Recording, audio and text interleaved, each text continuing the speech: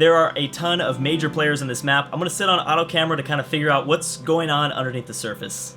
Because I'm fairly confident I missed probably a conflict or two, maybe a city capture or two. I know I did in the first video, and that always tends to happen because there's just so much to say, and Drew's kind of losing his mind a little bit with all the things I have to talk about and things like that. But this is why the auto camera is so perfect, because it does go to the different conflicts and things like that. It also shows us all the colonies that are being placed down. So we'll see how this goes. It's turn 100, and it looks like we still have, we got a wonder being built by Poland. Again, I talked about how Poland is in this great position to almost keep Western Europe safe, and it looks like they will be those defenders because they have pretty much shielded off Germany, and the mountains kind of shield off everybody else like Greece and Rome and things like that, because remember, Rome is going after the Balkan states pretty heavily. Oh, great lighthouse, and bam, look at that, the first intercontinental city. I mean, right? Yeah, basically. I mean, England started in the British Isles, and she just settled Tunis in kind of Carthaginian territory, actually. That's an interesting choice. I wonder why Vicky did that. Well, either way, there goes all of those Royal Navy dockyards. England is going to have probably a massive, very strong navy, and that's the thing. If Norway doesn't take over Vicky early enough, then England is going to have a great time in the mid to late game because she's able to just get so many ships, so many harbors. Oh, I didn't even talk about Iceland. I feel so bad. I neglected them. We got some barbarians here from Vicky. She better watch it. Yeah, Iceland is here. I would watch. They need to be careful of both Vicky and Harald, because I do think that this land will be coveted, especially because look at that. That's a source of uranium. Yes, it is. Obviously, the civs don't see that right now, but in the late game they will, and that could be a very key resource, especially on deity difficulty. Okay, I don't expect this city-state to last long at all, to be honest. I think that city-state's probably going to get wiped out by somebody. Then we've got a campus built by Poland. And Spain hasn't gone to... Oh, you know what? Maybe I was wrong about that. Spain definitely settled here probably before Tunis was settled. Just like a few turns before. But bam, already Felipe is going after Africa. And there are a few ruins on the map, so, you know, they could get a few bonuses here and there. Who knows? Egypt's doing the right thing. Now, here's the thing. So in Civilization 5, the AI wouldn't care. They'd settle right in the middle of this desert, and they wouldn't mind. Not so much in Civilization 6. The placement is very important, obviously, because of housing too. The AI does prefer to have like +3 housing if they can, but Egypt will not be as powerful as they normally are, and that's why I didn't say much about them. I know a lot of people were picking Egypt in the previous video, but I didn't say much about them because I know this is going to be tough. The Sahara Desert is hard to settle. I don't think we're going to see many people at all even touch this region, because what is here? Look at the yields. Nothing. Oh, well, that's because it takes some time. There you go. But there is nothing. There is no yield in the Sahara Desert. So that's one thing that I love about the transition from Civ 5 to Civ 6 is that territory is not going to bring in much, just like the Arabian Peninsula won't bring in much. So yeah, Russia and Scythia might be even more powerful because they do have all those plains and grasslands out there to themselves. But I do think there's going to be a few European civs that, oh, look at that, Norway just continuing to settle north of Germany. Germany is going to be in a tough position once again. They were kind of a big disappointment in the first AI only battle, and I think they might just be pretty disappointing this time around. I mean, we'll see. I don't really want to call the shots too early. Who knows? I mean, they're still settling, but they're going to run out of room pretty early. I love that they show us like these people going after. Oh, Wonder was built by Greece. Okay, so I'm going to stop with the auto camera for a second. I do want to check on some of the conflicts. So we still have Felipe going after France. That is still a thing, but France stayed alive. Oh, bam. They took that from England. England settled a city. They took it from her. And, oh, it's technically occupied. Okay, so yeah, there you go. That's, and now they are making a naval invasion of England? Wow, Catherine, that's a ballsy move. Wait a second, are you still in a three-way war? No, you're just at war with Spain and Vicky. You got out of the war with Germany, which was probably for the best. Germany better watch it, because I bet you Norway's going to start sending some troops down. There's still some more room for him to settle down here, which is kind of interesting. Poland looks really powerful, which, again, they absolutely have to be in this situation. They've got to be powerful. So clearly there's still a Greek-Roman war that's taking place, which is kind of perfect. That is so ideal. It is 25 BC, right? And I don't know exactly when, you know, wars. My ancient history knowledge is really bad. I just want to throw that out there. So I don't know that much, but there does seem to be a few issues with the siege of this city. I mean, you have crossbowmen here from Pericles. I mean, that's enough to really, I think, maybe stop. I mean, you got crossbowmen and the walls itself. I think that's enough to stop them. Big move. I think it's so underestimated. It's such a not talked about. Oh, so you did settle southern France. Well, either way, it was still a very big impact on this game that Trajan went out towards the east to settle kind of the Balkan region instead of immediately sending, because he could have pretty much wrapped up Europe by now. Western Europe could have been all, or I guess modern day France could have been all under Roman territory. That would have left a lot of room for Greece, Poland, and Germany. That's not the case. There is still some space for Felipe and France to settle, even England. England's going to do that, actually. So it's turned 117. Like I said, she's going to stay with, I bet you she stays with these 4 cities in the British Isles. I don't think she's going to go much more than that. I want to see if anyone's going to settle modern-day Finland. I mean, remember, these are all lake tiles, so that's a ton of housing in all this space. Ton of housing from all these lakes, so got to keep that in mind. Russia, not as fast of a start. I mean, comparing it to other civs like Rome and Spain, what do they have? 4, 5, 6, 7, 8, 9 cities? I mean, that's still pretty good. That's still, yeah, it's still really good. It's actually better than Scythia when you look at it. But she's gonna settle her own, what is it, like 7th, 8th city? So it's getting close. Sumeria being kind of a disappointment. You know, I haven't talked about. Oh, you grabbed this back, and you just grabbed that back pretty recently. Okay, so Arabia took this back from Egypt, which was a huge move because that would have handicapped him for probably the rest of the game, because he would have had to kind of move throughout the Arabian desert. That's a big move, and I think there's going to be, I think we're destined for some huge Arabian-Sumerian wars. Sumeria kind of missed his chance, though. Gilgi needed to attack way earlier with his war carts, and that didn't happen. That did not happen. So what Arabia might do is they might take over kind of, what is this called? This land, this region. It's something with an A, right? Antola? Is it Antola or something? Is that what this region is called? I don't know. But there's room here to technically make a kind of canal city between the Black Sea and the Eastern Mediterranean. Obviously, Greece is probably the one that could do that. I think Greece is kind of distracted for the most part because they are focused on defending their borders up north, which these mountains are going to be great for defending. Yeah, these mountains are going to be really, really good. Notice all the lack of harbors here.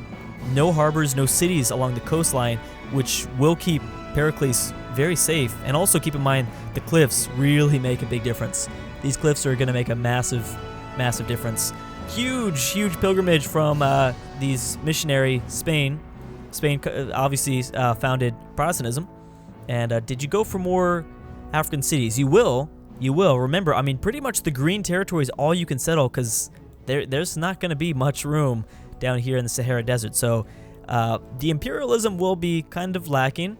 We better watch that settler there, Vicky. Be careful there, little buddy. You're treading dangerous waters, I think. Any other sort of moves from Norway? Not yet. I don't see any settlers just yet. I mean, I could be blind. A lot of religious warfare also taking place. And, is Germany going to settle up north? That would lock Norway off with just these 2 continental European cities. So that would be a kind of a big deal, I think. Oh man, yeah, this war is still raging here. It's turned 125. I mean, the AI, also remember, I haven't talked about this. I mean, we already have an infrastructure placed by Rome, like Rome being so, expansive. I think that's something else I should have mentioned is I can't compare everyone else to Rome because they naturally have tendencies to be way more, I guess, wider. They start with, they get way more cities up because they play so incredibly wide. But they're going to lose a lot of these cities, I think. Not a lot, but I think they could lose a few of them. If the AI ever wants to stop Rome, they have got to, make some offensive moves here and go after some of these Roman cities, or else this is not going to go very well, I don't think. So there's no war between these two, right? No, I don't think so. Now, Arabia is still at war with Egypt. I don't know why. Oh, holy crap. Okay. That would be a huge move if Cleopatra gets taken out here. Turn 127. They do have a few catapults. You went straight after Giza. You just completely skipped out of everything north. What is this? The Fertile Crescent? Isn't that what it's called? I think. I don't know. I might sound like an idiot. I could. I don't know yet. But yeah, they just totally skipped out. No, isn't that over here? I don't know. I think they might. I thought that might be between these two rivers or something, the Mediterranean or the Tigris, something. I don't know. Don't just ignore everything I just said. I think I was wrong. I don't know. Okay, so Mamluks are big. I talk about this. I've said this multiple times in the past. There's two ways you can look at like the best unique units in the game. For a player, it's the war carts. Boom, there it goes. For an AI, it's by far the Mamluks. By far. Because there's no strategy behind it. You just attack and they heal every single turn. So the AI can handle that. Just like the Zulu's MPs were so good for the AI. That's why the Zulu were just so powerful, because there was no strategy behind it. It was just like, you know, range attack and then melee attack in Civ 5. So I think that we should see some huge domination, something like that. I also want to say, because I didn't say this in the first video, I did multiple tests on this map with the same exact setup, and things have played out drastically different. I think even more different than I'd see in Civ 5. In Civ 5, for the most part, things kind of, I mean, there were small tweaks, minor, you know, differences. Things have been really different every single time I've loaded up this map, so that's a good sign. That's a very good sign for our own battles. And it looks like you're just going to go after this northern city. This won't be as easy of a city to take, I don't think, because of all the rivers. Definitely not. Now that was not. Yeah, this is naturally the capital of Egypt, right? I think. I don't. Yeah, I'm pretty sure it's the biggest city, so I'm assuming that's the case. Oh man. Okay, so Cleopatra's only hope is that Gilgi somehow gets involved. I mean, he doesn't like Saladin. But, and he's friends with the German Empire, which is kind of interesting. Oh, man, yeah, the Middle East is really cool. Are you also at war with the city-state? Holy crap, Arabia's going nuts. Who would have thought? Who would have thought that? Greece bringing up some more reinforcements. They're really going to be able to protect these cities and even maybe take a city from Rome or two. How's Poland doing? Poland is actually expanding towards Russia. I think we're going to see a Polish-Russian war soon. And I actually think the person that has the advantage would be Poland. I mean, we do have to, well, you know, watch out for the Cossacks. They'll be able to move after attacking, but I don't know how much that's going to really help out the AI in that situation. We'll see. There you go. Good for Norway. Norway's still doing their thing. Nice job. They're actually, yeah, so Germany did settle Danzig, but there's some space here. There's a +3 city here with this river. +3 housing city, I mean, with this river, although Germany has another settler out. Massive pilgrimage from Spain. We should see a lot of that, but I mean, here's the thing, it's going to be still pretty different because in terms of kind of religion and how it impacts the game, this map is so big. On the Earth map, you know, it was so many tight spots and corners and things like that, nooks and crannies, that religious units really made a negative impact because there wasn't a lot of room for AIs to move their military units. How's Iceland doing? They're my favorite. I should have picked Iceland. But this map, it's completely different. There's plenty of room for all these missionaries and apostles to move by, and inquisitors. So that will be kind of a big deal. Okay, so let's go check back with. Okay, are you attacking? You are attacking, but you're for the most part just pillaging for now. I don't know how you've kept up a positive relationship with Sumeria. I mean, he's a nice dude, I guess, but that's kind of shocking. And you haven't begun the siege here. Again, the AI does still like to kind of siege, you know, have it under siege. Use that kind of siege mechanic for combat, but still really surprised by this. If Egypt falls, I don't think Egypt would fall completely, but they'd be out of the game, obviously, if they lose. I think another city, that would destine them. Because right now, the only thing that was keeping these two civs safe is the massive Red Sea. So it was going to make things tough. But if Arabia has a few cities already just north of, you know, your base, your core capital, then yeah, you're gonna eventually not do very well. I'm sorry, you're just destined to fail here. But we'll see. We'll see. No one has settled. Wow, Rome is going to continue to go after southern France. It looks like there was a peace deal. Now, obviously, the naval invasion of England didn't go very well. I mean, I don't know how well it went, but they peaced out and they grabbed the city. So that's kind of what happened. Look at all these encampments built in the center. Kind of a weird strategy there by the AI. Not sure how that's going to work out for him, Cotton, but we'll see. We're going to find out. I'm surprised that Lisbon's still alive too. Felipe has been he's been a generous god, I guess. I think England is way more interested in, oh, you know, that makes sense. I don't know why I wasn't thinking about that. Remember, England gets some major bonuses for fighting on different continents. So, yeah, I believe this map mode kind of focuses continents where it's like, it's kind of subcontinents. I think it breaks down this map mode into subcontinents, but that's probably why England has skipped over continental Europe. Maybe. I mean, there's probably other factors that the AI is thinking, but nonetheless. Okay, so I'm gonna stop right there. Again, we've made it quite a long ways already. I will continue. Ooh, this still there. The siege is beginning, so I think Saladin is gonna begin to push forward.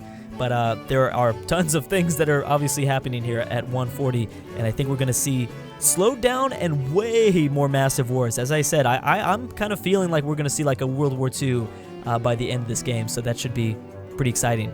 So oddly enough, it seems like Arabia might possibly be the civ that I don't think anyone was really expecting if he can somehow manage to continue to make progress in his war against Egypt and keep Sumeria safe. But we'll have to wait and see the next one. Thank you guys for watching, and I'll see you guys next time.